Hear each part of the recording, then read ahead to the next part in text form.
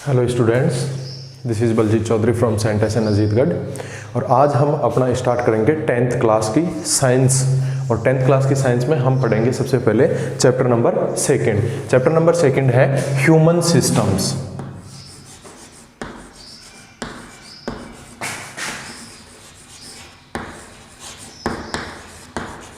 Human system means human body जो होती है उसमें कौन कौन से सिस्टम प्रेजेंट होते हैं। अलग अलग कामों के लिए अलग अलग सिस्टम प्रेजेंट होते हैं। जैसे डाइजेशन ऑफ फूड, उसके लिए डाइजेस्टिव सिस्टम हो गया, रेस्पिरेशन के लिए रेस्पिरेटरी सिस्टम हो गया, ब्लड सर्कुलेशन के लिए सर्कुलेटरी सिस्टम हो गया।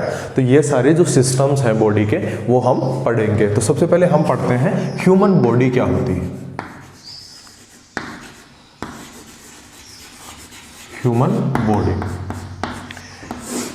ह्यूमन बॉडी जो होता है वो एक कॉम्प्लेक्स स्ट्रक्चर होता है। एक कॉम्प्लेक्स स्ट्रक्चर होता है या एक कॉम्प्लेक्स, इसको कंपोजिशन अभी अपन बोल सकते हैं। ये कॉम्प्लेक्स स्ट्रक्चर जो होता है इसको ऑपरेट करते हैं, इसके जो अलग अलग यूनिट्स होते हैं उन यूनिट्स का जो एक दूसरे के साथ इंटरेक्शन होता है वो इंटरेक्शन इस ह्यूमन बॉडी को क्या करता है, ऑपरेट करता है। तो ह्यूमन बॉडी क्या होती है, complex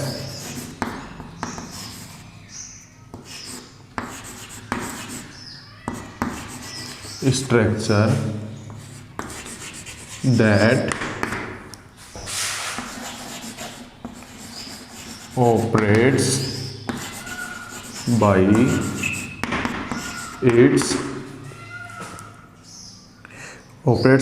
interaction of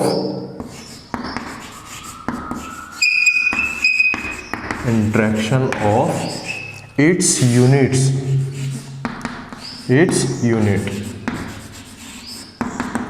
means human body.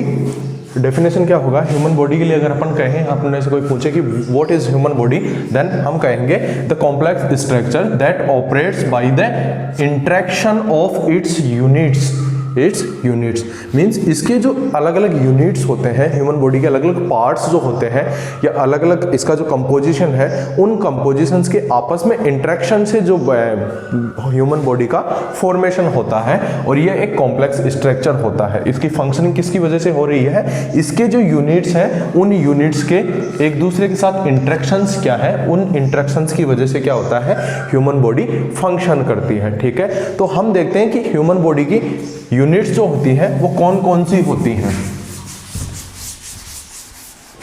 Human body की यूनिट्स कौन कौन सी होती हैं? तो सबसे पहले तो होता है बायोमोलिक्यूल।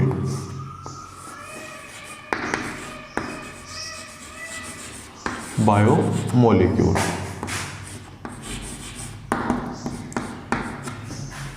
इसके इन सब के बारे में अपन थोड़ा थोड़ा पढ़ते रहेंगे।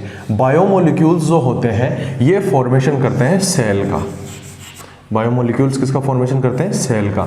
सेल जो होती है वो फॉर्मेशन करती है टिश्यू का। टिश्यू जो होता है वो फॉर्मेशन करता है ऑर्गन का। ऑर्गन जो होता है वो ऑर्गन सिस्टम का। ऑर्गन सिस्टम, और इससे बनता है ह्यूमन बॉडी।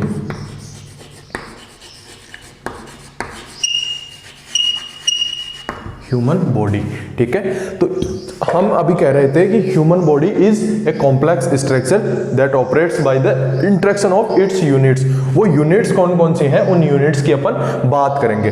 तो यूनिट्स कौन कौन से हो गए? बायोमोलिक्यूल हो गया, सेल हो गया, टिश्यू हो गया, ऑर्गन हो गया, ऑर्गन सिस्टम हो गया, और ये सब मिलकर क्या बना लेते हैं? ह्यूमन बॉडी का फॉर्मेशन करते हैं। ह्यूमन बॉडी का फॉर्मेशन करते।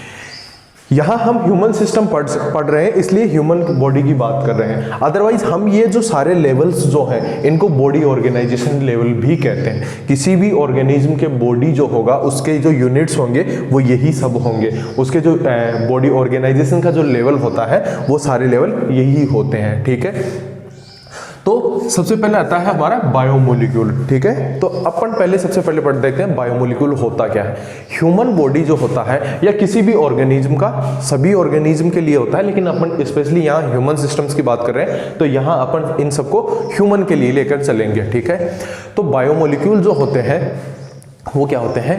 कुछ मॉलिक्यूल्स और केमिकल्स जो होते हैं उन्हें जो ह्यूमन बॉडी में प्रेजेंट होते हैं या किसी भी ऑर्गेनिज्म की बॉडी में प्रेजेंट होते हैं, उन केमिकल्स और मॉलिक्यूल्स को हम क्या कहते हैं, बायोमोलिक्यूल्स कहते हैं। ठीक है, तो बायोमोलिक्यूल क्या होंगे, केमिकल्स एंड मॉलिक्यूल्स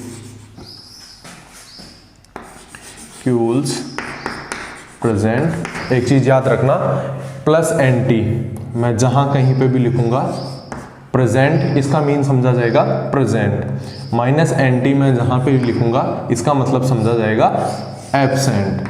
ठीक है, प्लस वीई में जहां लिखूंगा इसका मतलब समझा जाएगा पॉजिटिव, माइनस वीई में जहां लिखूंगा इसका मतलब समझा जाएगा नेगेटिव। ठीक है, प्लस एनएसई मैं जहां कहीं पे भी लिखूंगा इसका मीन समझा जाएगा प्रेजेंस, और माइनस एनएसई इसका मीन समझा जाएगा absence.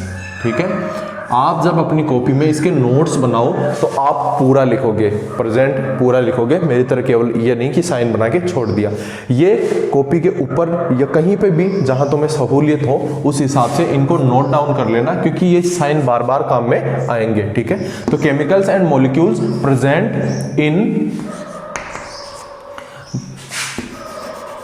The body of human.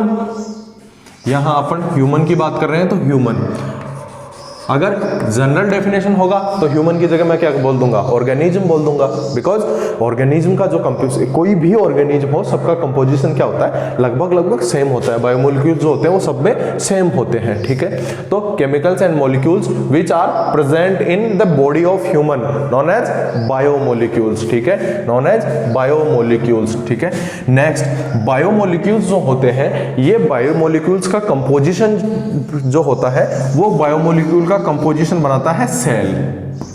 क्या बनाता है, सेल।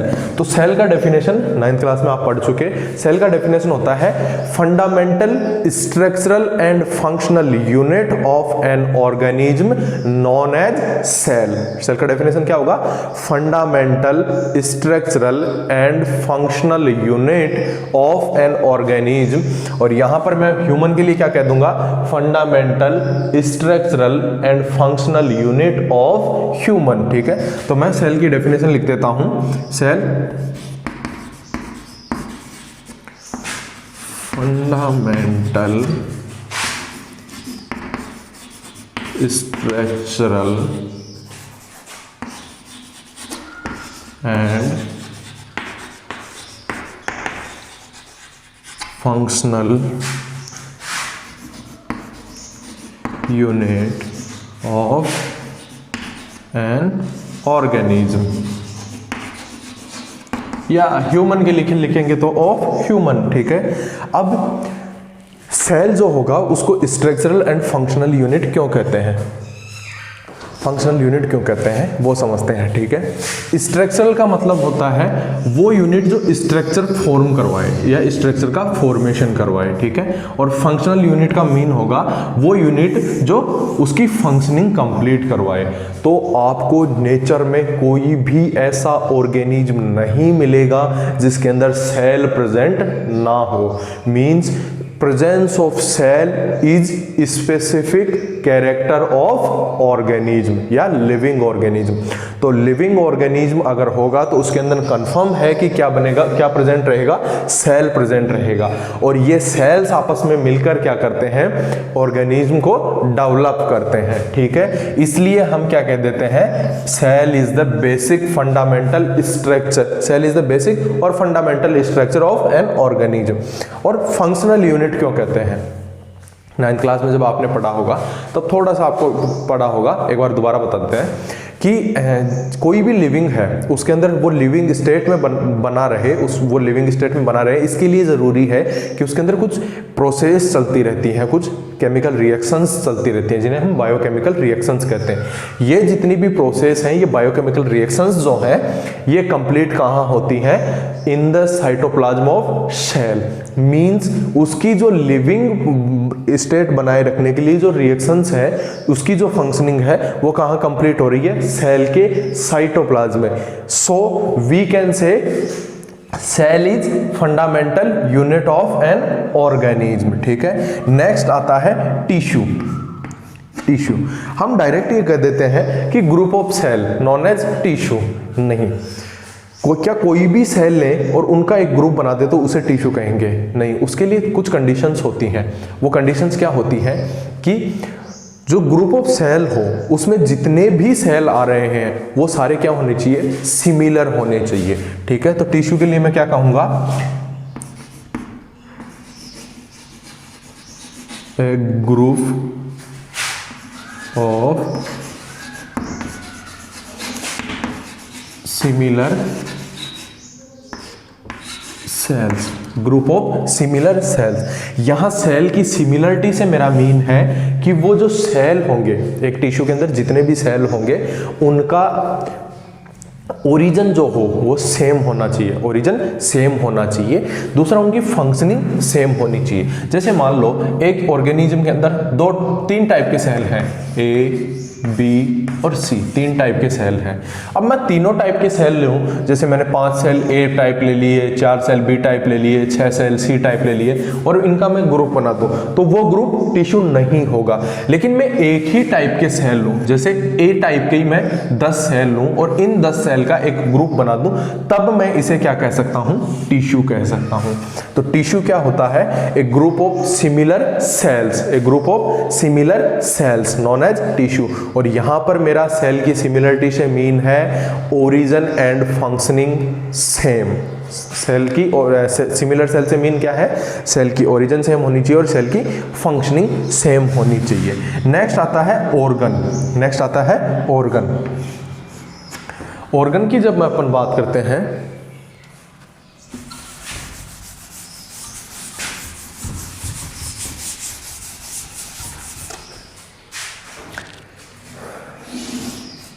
यहाँ कर लिख रहा हूँ मैं ऑर्गन। ऑर्गन की अपन बात करते हैं तो अपन ये कहते हैं, यहाँ से हमारे को या नीचे की क्लास में 9th क्लास में भी स्टडी से हमारे को ये पता चल जाता है कि कोई भी लेवल जो होता है वो अपने से पीछे के लेवल से मिलकर बना होता है। जैसे सेल किससे बने होंगे? बायोमोलिक्यूल से बने होंगे। टिश्यू किससे बने होंगे? सेल से बने होंगे। ऑर्गन किससे बने होंगे? टिश्यूज से बने होंगे। तो यहाँ एक चीज़ तो हमारे को कंफर्म हो गया कि ऑर्गन जो होंगे वो टिश्यू से बने होंगे। ऑर्गन जो होंगे वो टिश्यू से बने होंगे। तो क्या डायरेक्ट मैं कुछ टिश्यू इकट्ठा करूँ और उन्हें एक जगह इकट्ठा करूं और वो क्या ऑर्गन बन जाएगा? नहीं, उसके लिए कंडीशंस होती हैं। वो जो टिश्यूज हम ले रहे हैं, टिश्यूज हम जो ले रहे हैं, उन टिश्यूज का अरेंजमेंट जो होगा वो एक स्पेशल प्रोपोर्शन और पैटर्न में होगा। स्पेशल प्रोपोर्शन एंड पैटर्न में होगा, ठीक है। जब एक टिश्यू जो होंगे वो अरेंजमेंट के लिए एक स्पेशल प्रोपोर्शन और पैटर्न फॉलो करते हैं और उसके बाद में एक साथ अरेंज होके एक सिमिलर फंक्शन कंप्लीट करते हैं या कोई स्पेसिफिक फंक्शन कंप्लीट करते हैं, तब हम उसे क्या कह देते हैं? ऑर्गन कह देते हैं, ठीक है।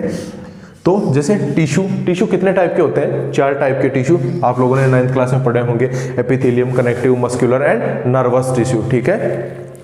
तो इनमें से कोई भी 2 या 2 से ज़्यादा टिश्यू, यहाँ पर ये नहीं है कि एक ही टाइप का टिश्यू होगा तब ऑर्गन बनेगा। यहाँ पर कंडीशन ये है कि मिनिमम 2 टाइप के टिश्यू होने चाहिए, ज़्यादा तो 3 भी हो सकते हैं, 4 टाइप के भी हो सकते हैं, ठीक है। तो ऑर्गन की जब अपन बात करते हैं तो अपन ये कहते हैं कि टिश्यू जो होंगे वो अरेंज हो जाएंगे एक स्पेसिफिक 2 और more than 2 tissue arranged in a specific proportion and pattern।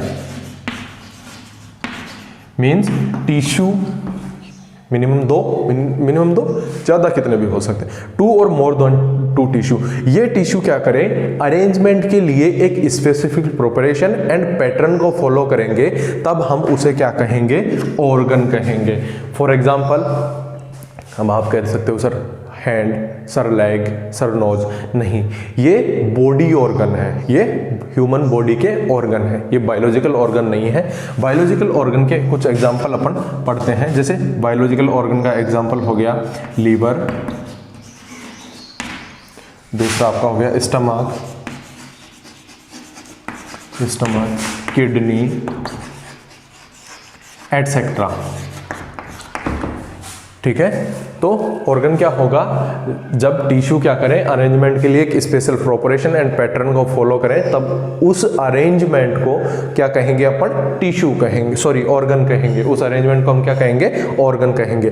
Last अपना आता है ऑर्गन सिस्टम, लास्ट अपना आता है ऑर्गन सिस्टम। तो ऑर्गन सिस्टम किससे डेवलप होगा, ऑर्गन से।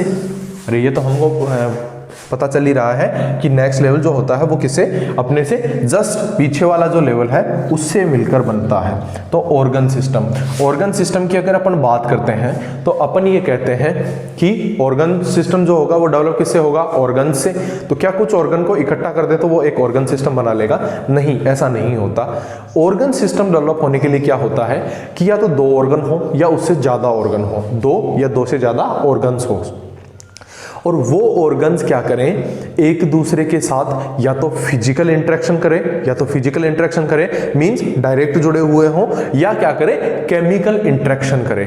केमिकल इंटरेक्शन का मीन ये हो जाता है कि वो कोई ऐसा केमिकल सीक्रेट करें जो उस दूसरे ऑर्गन के साथ अटैच में हो।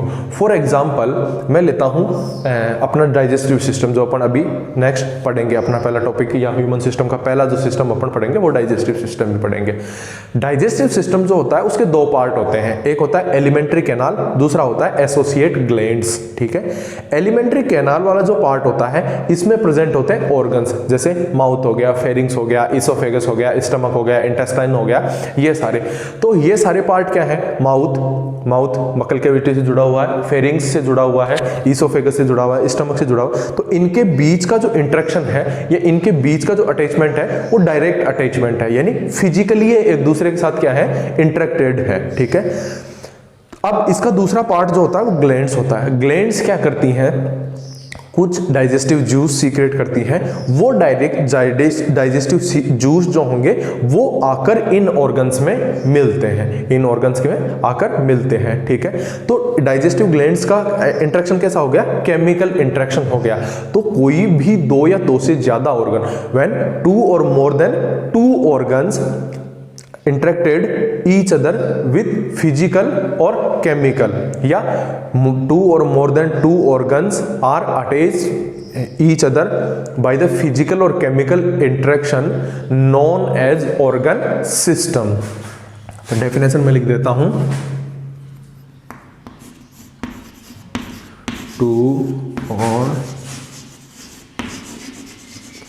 more than 2 organs attached with each other by the physical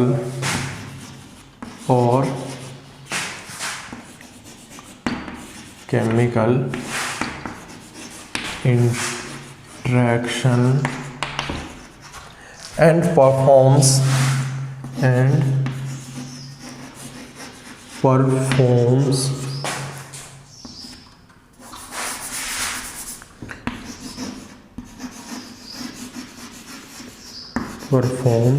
a specific function।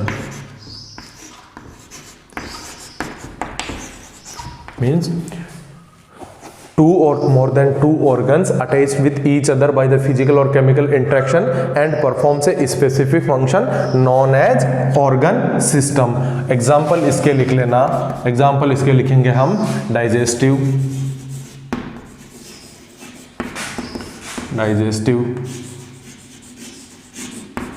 System,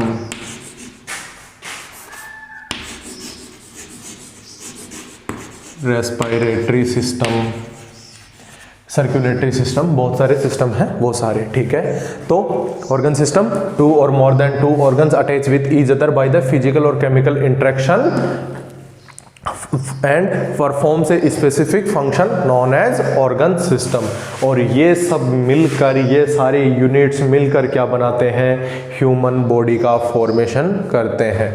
इन सब यूनिट्स के वजह से ही हमने क्या कहा था कि बहुत सारे यूनिट्स होते हैं, इसलिए हमने ये कहा था कि human body is a complex structure that operates by the interaction of its units. मानी इन सब यूनिट्स के कंपोजिशन से क्या बनेगा, ह्यूमन बॉडी बनेगा, वो जो क्या होगा, कॉम्प्लेक्स ऑर्गेनाइजेशन होगा।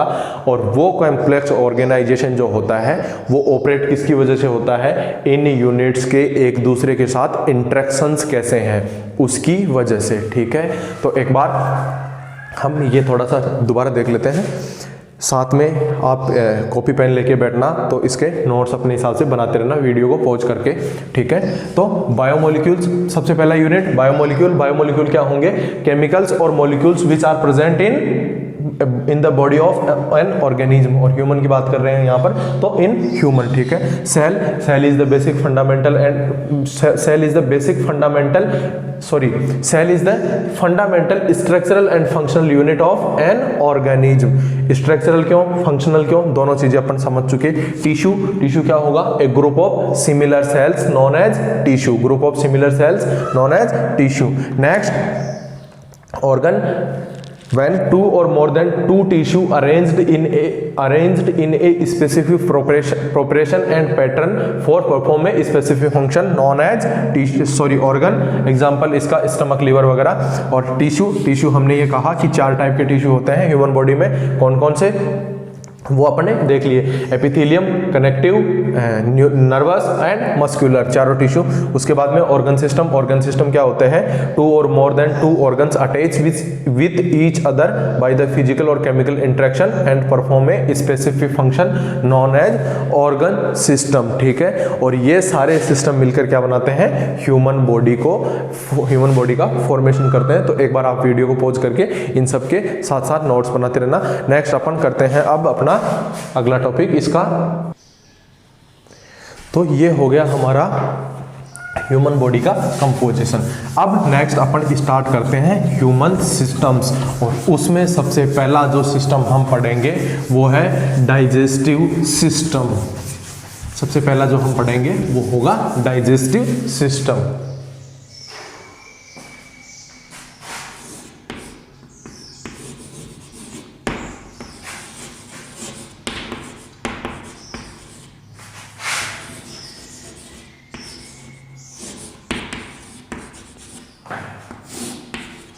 First human system is digestive system, ठीक है। डाइजेस्टिव सिस्टम क्या होता है, क्या उसकी प्रोसेसिंग होती है, क्या क्या उसके अंदर मैकेनिज्म होती है, कौन कौन सी रिएक्शन चलती हैं, वो सारा अपन पढ़ेंगे। तो सबसे पहले हम पढ़ेंगे इसके अंदर फूड। डाइजेशन किसका करेंगे, फूड का करेंगे। तो सबसे पहले अपन फूड तो पढ़े, ऐसे ही डाइजेशन किसका कर लेंगे, ठीक है। फूड जो होता है वो किसी भी ऑर्गेनिज्म की बेसिक रिक्वायरमेंट होता है। फूड जो होता है बेसिक रिक्वायरमेंट होता है। फूड क्या होता है, basic requirement of all organism. Food is basic requirement of all organism. कोई भी ऑर्गेनिज्म हो उसको फूड तो चाहिए ही चाहिए। क्यों चाहिए, अरे हम कहते नहीं क्या कि क्या क्या चाहिए जीने के लिए, क्या चाहिए, रोटी कपड़ा और मकान, रोटी कपड़ा और मकान। तो मकान और कपड़े के बिना भी आदमी जीवन यापन कर सकता है, लेकिन रोटी के बिना तो नहीं रह सकता। तो फूड जो होगा basic requirement of all organism. अब ये बेसिक रिक्वायरमेंट है क्यों, एक्चुअली हमारे को क्या होता है, हमारी जो बॉडी जो है उसको फंक्शन करने के लिए, वो काम करने के लिए उसको क्या चाहिए, एनर्जी। तो वो एनर्जी कहाँ से आती है, वो एनर्जी आती है फूड से। दूसरा, हमारी बॉडी के अंदर कुछ टिश्यू डैमेज होते रहते हैं, कुछ पार्ट्स डैमेज रहते हैं, उन डैमेज पार्ट को रिपेयर करने के लिए भी क्या चाहिए होगा, फूड चाहिए होगा, ठीक है। तो food provides energy,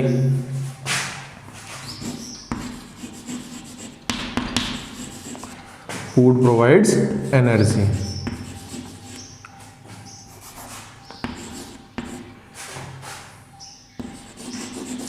food provides energy, ठीक है। और एनर्जी के साथ साथ और क्या प्रोवाइड करवाएगा ये, फूड प्रोवाइड्स एनर्जी, इसी में लिख लेते हैं अपन, food provides energy and organic material for growth and repairing of tissue.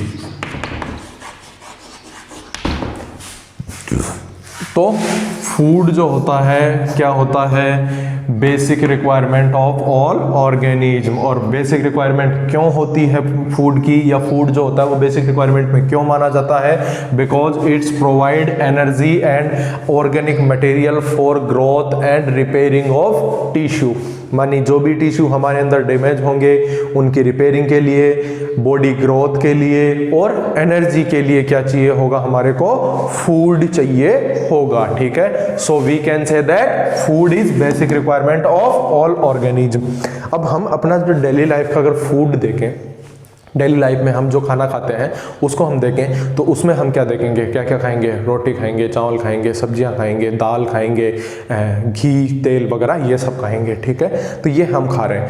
अब इनमें से क्या होता है, ये जो होते हैं ये फूड के कंपोनेंट्स होते हैं। जैसे रोटी, और रोटी गेहूं से बनती है, चावल वगैरह हो गया, आलू वगैरह हो गया, ये जो सारे होते हैं ये क्या होते हैं, फूड के कार्बोहाइड्रेट होते हैं, फूड में कार्बोहाइड्रेट होते हैं। उसके अलावा लिपिड्स होते हैं, तेल वगैरह आ गए, दालें आ गई जो प्रोटीन्स में आ गया। उसके अलावा विटामिन्स होते हैं, मिनरल्स होते हैं। तो हमारा अगर अपन फूड देखें तो उस फूड के जो कंपोनेंट्स होते हैं वो दो टाइप के होते हैं। इसको साथ में वीडियो को पॉज करके ये लिखते रहना, नोट्स बनाते रहना, कॉपी पेन लेके बैठना साथ। फूड जो होता है उसमें दो टाइप के कंपोनेंट्स होते हैं। फूड में दो टाइप के कंपोनेंट्स होते हैं। एक होते हैं मेजर कंपोनेंट्स,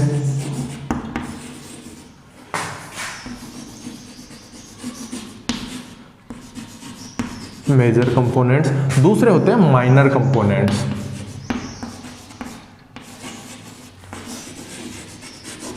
माइनर कंपोनेंट्स, दो टाइप के फूड कंपोनेंट्स होते हैं। एक होते हैं मेजर फूड कंपोनेंट्स, दूसरे होते हैं माइनर फूड कंपोनेंट्स, ठीक है। मेजर फूड कंपोनेंट्स जो होते हैं वो क्या होते हैं, उनकी रिक्वायरमेंट जो होती है बॉडी को वो एक हाई क्वांटिटी में होती है। उनकी रिक्वायरमेंट जो होती है हाई क्वांटिटी में होती है। तो इनकी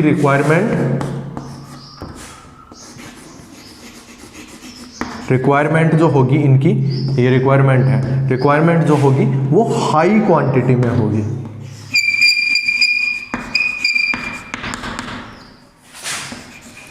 आप पूरा लिखोगे, required in high quantity, required in high quantity. और इनकी रिक्वायरमेंट जो होगी वो लोअर क्वांटिटी में होगी, यानी इनकी बहुत कम क्वांटिटी अपने को चाहिए और इनकी क्या है, अपने को बहुत अधिक क्वांटिटी चाहिए। तो मेजर कंपोनेंट्स जो आते हैं उसमें आता है आपका, यहां लिख देता हूं मैं, आप इसके नीचे लिख लेना, कार्बोहाइड्रेट। क्या आता है, कार्बोहाइड्रेट। दूसरा प्रोटीन, प्रोटीन्स। नेक्स्ट आता है आपका फैट और lipid. Carbohydrate, protein and fat, ये जो कंपोनेंट्स होते हैं ये होते हैं फूड के मेजर कंपोनेंट्स। और मेजर कंपोनेंट्स की रिक्वायरमेंट जो होती है वो बहुत अधिक क्वांटिटी में होती है, बहुत अधिक क्वांटिटी में होती है। अरे हमारे फूड में ही हम देख सकते हैं, उसमें मेनली क्या क्या होता है, घी तेल वगैरह हम खाते हैं, मेनली रोटियां होती हैं, दाल होती हैं, वो सारी चीज़ें। तो मेन क्या हो गया, कार्बोहाइड्रेट, प्रोटीन और फैट या लिपिड, ठीक है।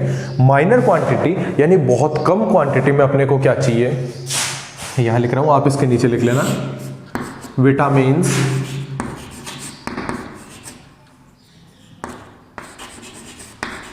विटामिन्स और minerals,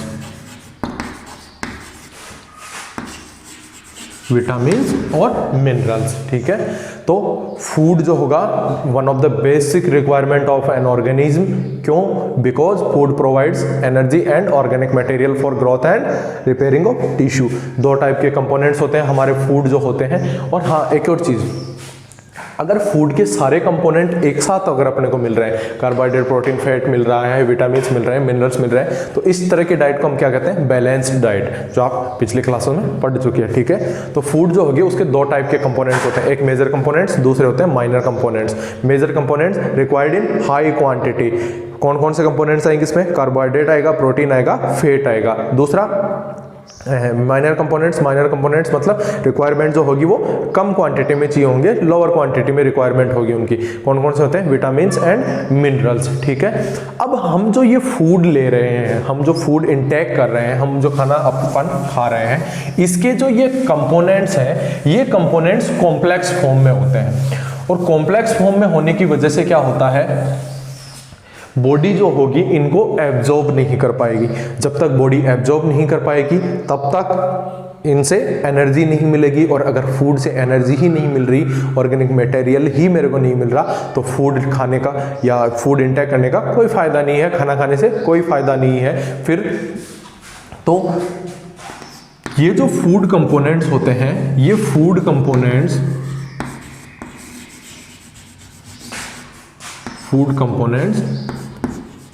present in complex form,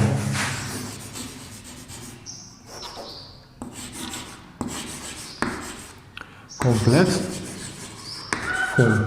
अब कॉम्प्लेक्स फॉर्म के होने की वजह से क्या होगा? बॉडी जो होगी इनको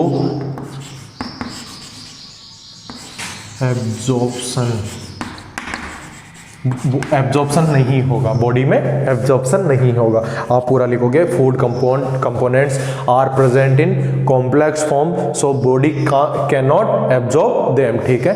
तो अब बॉडी एब्जॉर्ब नहीं कर पा रही है। जब बॉडी एब्जॉर्ब ही नहीं कर पा रही तो एनर्जी प्रोवाइड नहीं करवाएगी, और एनर्जी ही अगर मेरे को फूड से नहीं मिल रही तो फिर खाना खाने का कोई फायदा नहीं है, ठीक है। तो अपन क्या करते हैं, इनके एब्जॉर्प्शन के लिए, इन फूड कंपोनेंट्स के एब्जॉर्प्शन के लिए क्या करते हैं अपन, इन फूड के जो कॉम्प्लेक्स फॉर्म थे, फूड कंपोनेंट का जो कॉम्प्लेक्स फॉर्म था, इन फूड कंपोनेंट्स के जो कॉम्प्लेक्स फॉर्म को अपन सिंपल फॉर्म में कन्वर्ट करते हैं, इनके सिंपल फॉर्म में कन्वर्ट करते हैं। एंड दिस ये जो सिंपल फॉर्म होता है, इसको बॉडी क्या करती है? एब्जॉर्ब कर पाती है। एब्जॉर्प्शन इसका हो जाता है बॉडी में, इसका बॉडी में एब्जॉर्प्शन हो जाता है, ठीक है। तो ये जो कन्वर्जन प्रोसेस है, दिस कन्वर्जन प्रोसेस, कौन सी conversion process? Complex food part को सिंपल फूड पार्ट में कन्वर्ट करने की जो कन्वर्जन प्रोसेस है, it known as digestion, it known as digestion.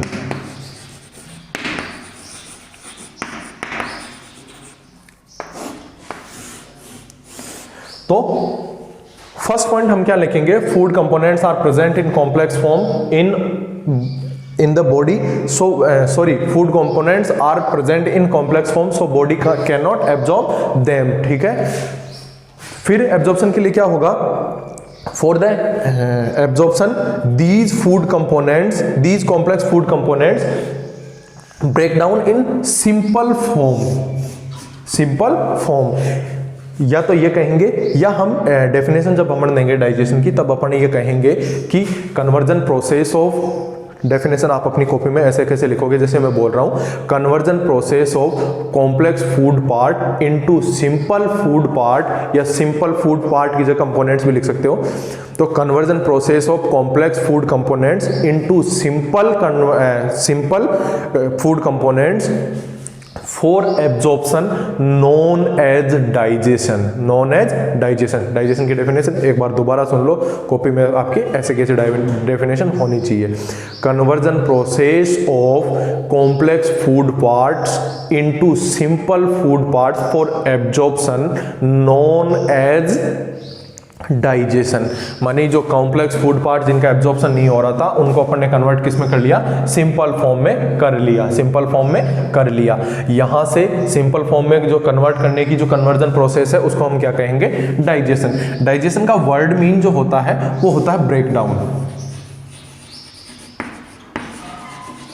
Break down याद रहे तो रख लेना, इससे क्या डेफिनेशन याद करना आसान हो जाएगा। मींस ब्रेक डाउन किसका कर रहे हैं हम, कॉम्प्लेक्स फूड पार्ट का सिंपल फूड पार्ट में ब्रेक डाउन कर रहे हैं।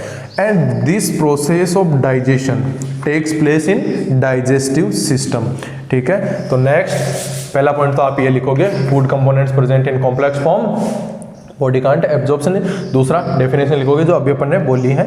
नेक्स्ट पॉइंट आप जो लिखोगे वो ये लिखोगे कि ये जो डाइजेशन जो होता है वो कंप्लीट होता है डाइजेस्टिव सिस्टम में। तो digestion takes place in digestive system, digestive system, digestion takes place in digestive system.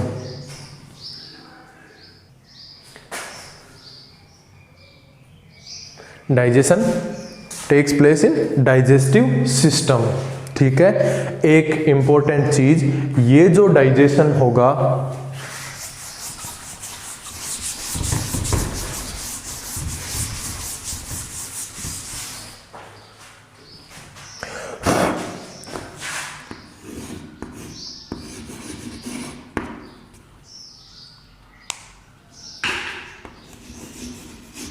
Digestion, digestion क्या होगा, conversion process of complex food part into simple food part for absorption known as digestion. ठीक है, तो ये जो digestion होता है ये कंप्लीट कहाँ होता है, डाइजेस्टिव सिस्टम में। कहाँ कंप्लीट होगा, digestive system.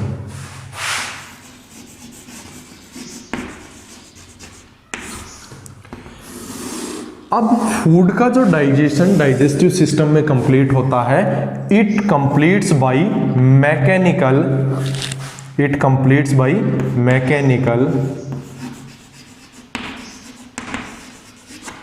And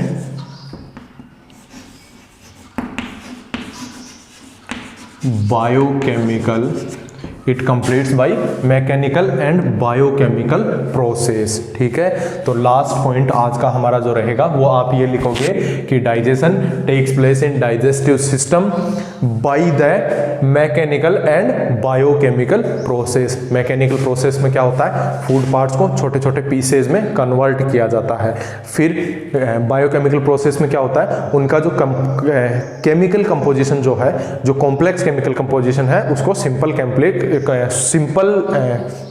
chemical composition में कन्वर्ट किया जाता है। फॉर एग्जांपल अपन देख सकते हैं कार्बोहाइड्रेट, कार्बोहाइड्रेट हम जो कार्बोहाइड्रेट लेते हैं वो स्टार्च के फॉर्म में होता है, स्टार्च के फॉर्म में होता है, और after the digestion it's converts into glucose. So chemically वो क्या हो गया, उसका जो कंपोजिशन कॉम्प्लेक्स कंपोजिशन था वो क्या हो गया, सिंपल कंपोजिशन हो गया। ठीक है, तो ये था हमारा आज जनरल इंट्रोडक्शन ह्यूमन बॉडी के बारे में और जनरल इंट्रोडक्शन हमारे डाइजेस्टिव सिस्टम के बारे में कि डाइजेशन क्या होता है, डाइजेस्टिव सिस्टम क्या होता है, कौन कौन सी उसमें प्रोसेसेस होती हैं, फूड क्या होता है, ये सब अपन ने पढ़ा। नेक्स्ट अपना जो टॉपिक लेक्चर रहेगा, नेक्स्ट अपना जो वीडियो लेक्चर रहेगा उसके अंदर अपन इस पूरे डाइजेस्टिव सिस्टम को कंप्लीट करेंगे, जिसमें डाइजेस्टिव सिस्टम के पार्ट्स क्या क्या हैं और वो पार्ट्स कैसे क्रिया मतलब फंक्शन करते हैं, कैसे उनके अंदर मैकेनिज्म उनकी जो होती है वो सारा अपन पढ़ेंगे। तो मिलते हैं आप सबको नेक्स्ट वीडियो में, तब तक के लिए थैंक यू। और हाँ, एक और चीज़ ध्यान रखना, कॉपी पेन में बीच बीच में 2-3 बार बोल चुका हूँ, एक बार फिर बोल रहा हूँ, कॉपी पेन लेके बैठना, जिन जिन पॉइंट्स मैंने लिखे हैं या जिनको मैंने नोट करने के लिए कहा है वो सारे नोट करके अपने हिसाब से नोट्स ज़रूर बनाना। ठीक है।